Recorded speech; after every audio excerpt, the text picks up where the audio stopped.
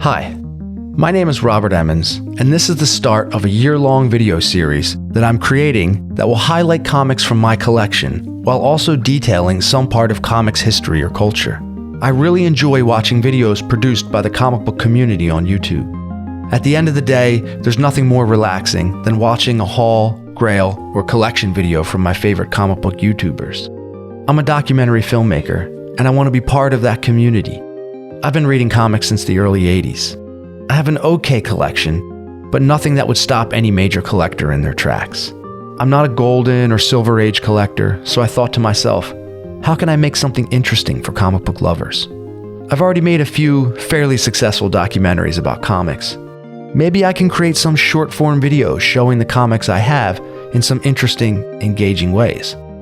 I'm inspired by channels like 4Color Commentary, Pockets Full of Comics, Conlan's Comics, Narc Comics, Lunch Money Comics, Comics Are Dope, Longbox Love Affair, Matt Likes Comics, Mr. E the Low Grade King, Mon Comics, Comic Book Corner 2.0, Patriot Comics, Comic Collector Geek, and so many more.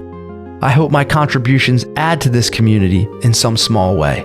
Over the next year, I will post a new video every month.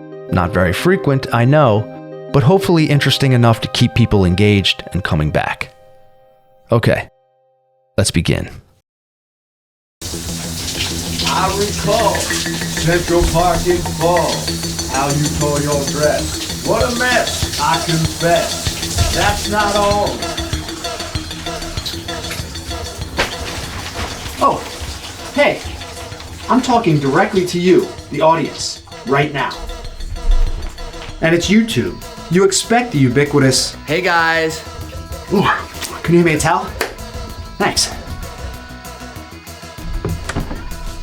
And what we don't expect is our movies. They bought it. And our comics. Couldn't you at least have come up with a decent ending? To speak right to us. I'll take that. When they do, that breaks the contract between audience and creator, called suspension of disbelief. So why do it? Why break the fourth wall and enter the world of metafiction, or self-reflexivity as it's sometimes called? Noah Webster of dictionary fame tells us, self-reflexivity is marked by or making reference to its own artificiality or contrivance.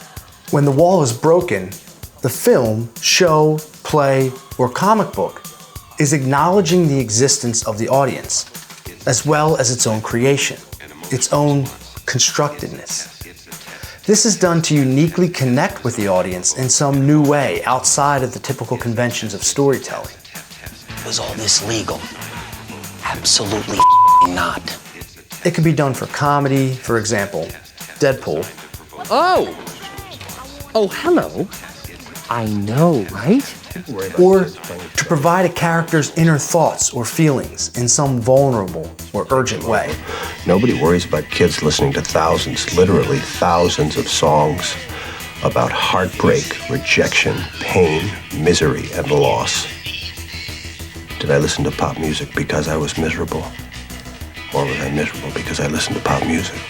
But some of the best self-reflexivity is done to make the audience consider the history and impact a certain medium has on its audience and the way they see and experience something. He's a bit annoying, actually. What is that? What? That thing that you're doing, it's like you disappear. What? What are you not telling me? Nothing. Tell me what's going on underneath Nothing. there. Tell me, come on, No. you can tell me. Nothing. What Nothing. are you doing? No, stop being so churchy. I'm not being churchy, I'm just trying to get to know you. Well, I don't want that. Grant Morrison, the master of self-reflexivity, used it time and again in Animal Man and other comics to comment on the very nature of comic books and how superheroes can or cannot connect with readers. I'm your writer. My love of fourth wall break covers started in 1988 with Excalibur number 4. Chris Claremont blew my little 13-year-old mind away with this one. cover? You mean with huge, muscular, heroic males and beautifully erotic females engaging in gratuitous violence against sinister criminal superbrains and their ugly, stupid henchmen? In exotic, moody, high-tech subterranean bases? In the eternal struggle to prevent the good being washed away in a tide of chaotic, evil mayhem? Sorry, mate. You'll have to look inside for all that. So, regardless of the reason for humor, horror, or to reveal the innermost thoughts of the character, breaking the fourth wall can be a powerful tool to connect to an audience. But I think that's enough preamble. Do you think it's enough? I mean, you want a real ending, right? With plausible plot development? Here are my favorite fourth wall break comic book covers from my collection. Hulk! Smash!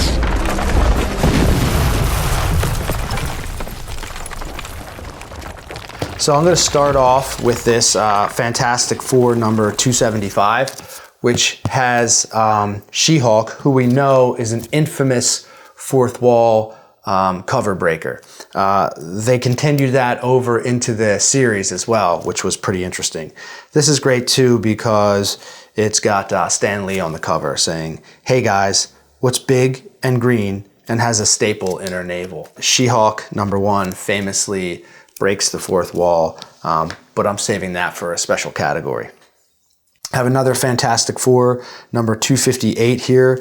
This is kind of great in that it doesn't directly speak to the audience through word bubble or anything like that, but it's meta and breaks the fourth wall of the comic and this idea of its constructedness by having Doom, rip through the top page to reveal the comic book inside.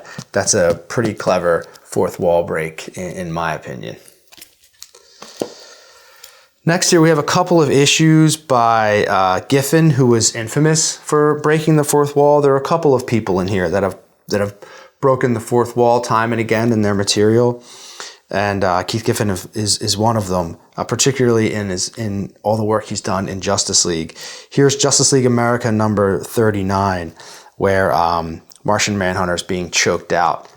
It turns back to the camera. What are you looking at?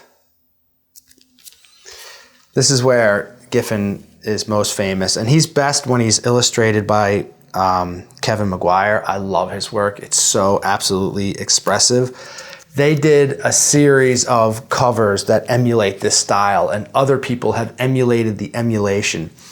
But this is Justice League number 1. They did, Europe International in this same cover design. But here, I love the acknowledgement that, this is another version of this by Blue Beetle saying, "Here we go again." Here's a comic that I haven't read many issues of this, but I remember when this came out, I was really interested in this issue because it was another clever way of breaking the fourth wall in this style of revealing the conventions and constructedness of comics, and that's in Mega Man number 6. On the cover here it says, "It's time I started killing off one or two of you characters, don't you think?" And Megaton Man is trying to stop the pen from doing just that. We'll see Grant Morrison do this in Animal Man.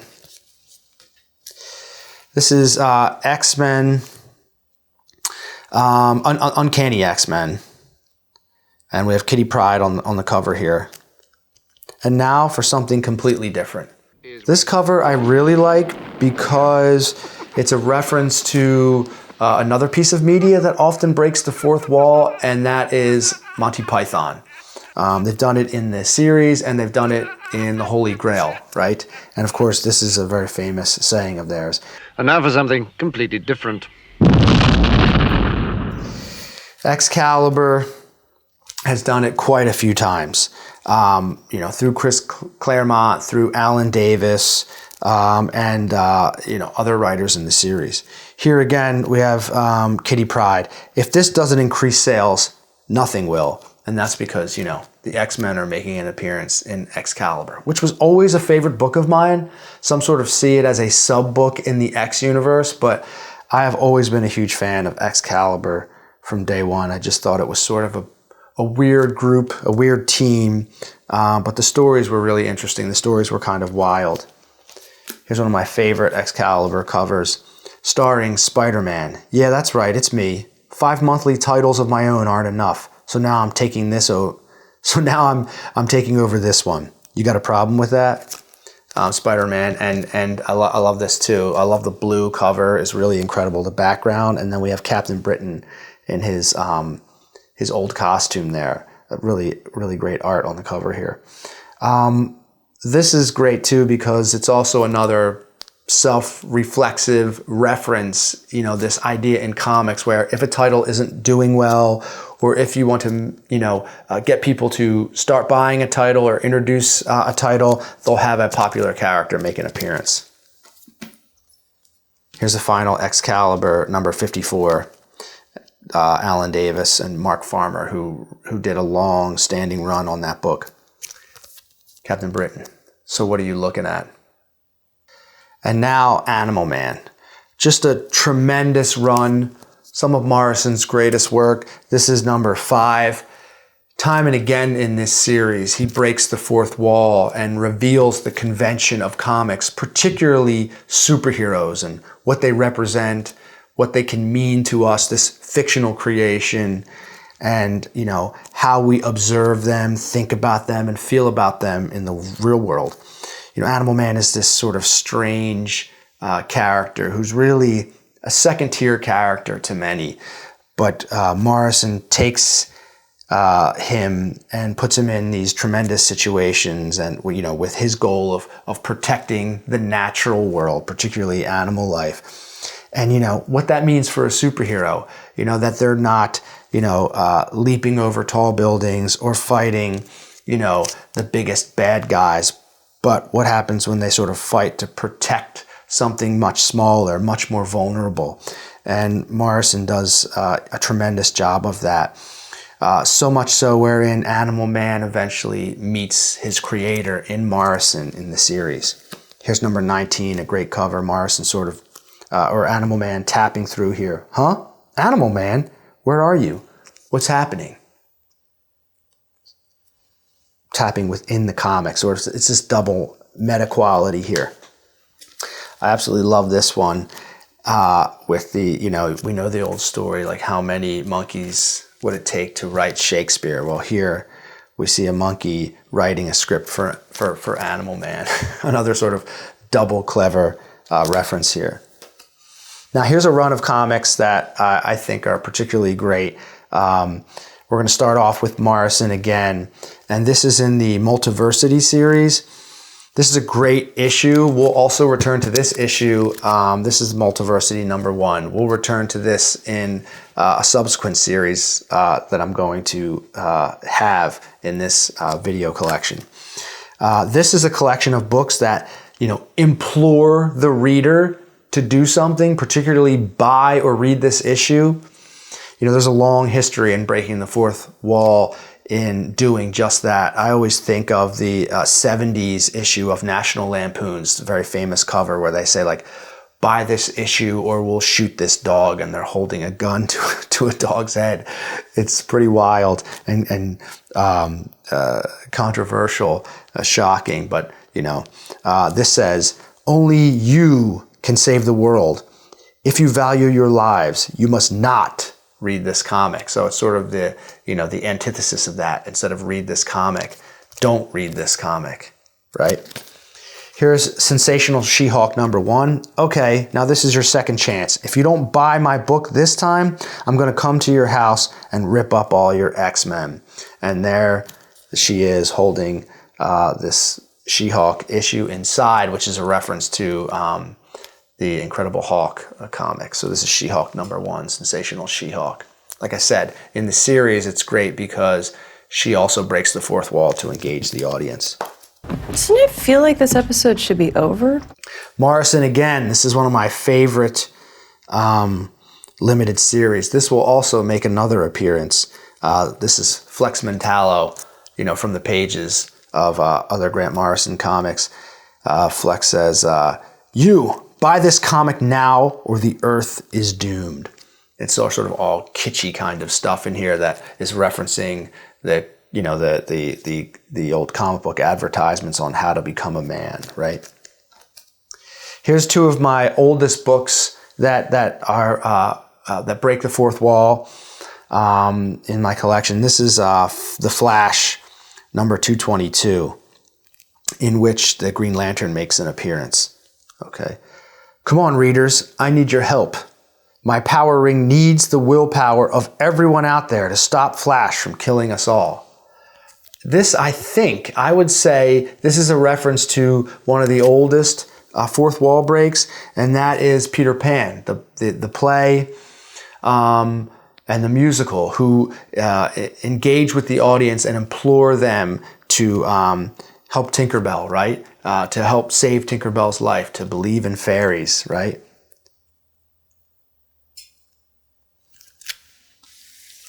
And lastly, here's another Flash, number 163. Definitely my oldest book in my collection, and I just absolutely love this color, just like the previous Flash with the black background. The colors on here just are so striking against the black. Here's Flash, huge letters. Stop! Don't pass up this issue. My life depends on it. Is this the last stand of the fastest man alive? The Flash stakes his life on you. It's a great 12-cent issue of The Flash.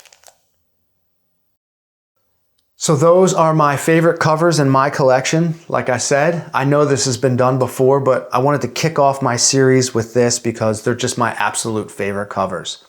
So over the next year, I'll be producing a new video every month that shows comics from my collection as well as little pieces of comic book history. Thanks. I hope you enjoy. You're still here. It's over. Go home.